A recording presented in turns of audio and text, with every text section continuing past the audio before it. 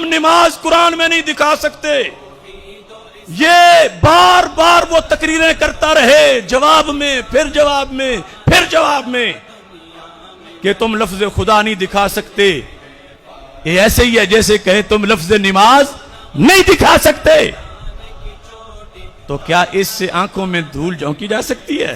वो जिसे कुरान ने सलात कहा उसे ही फारसी वालों ने नमाज कहा, और इस पर इजमा हुआ। लिहाजा अब जो हुक्म लफ्ज सलात का है वही हुक्म लफ्ज नमाज का है।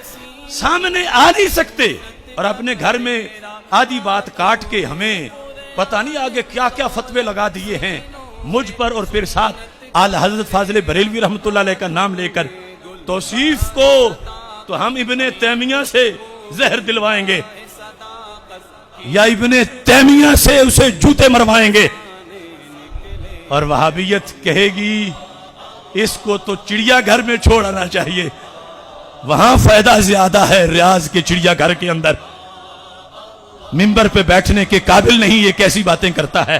क़यामत तक नजद का कोई कीड़ा मकोड़ा इसका जवाब नहीं दे सकता।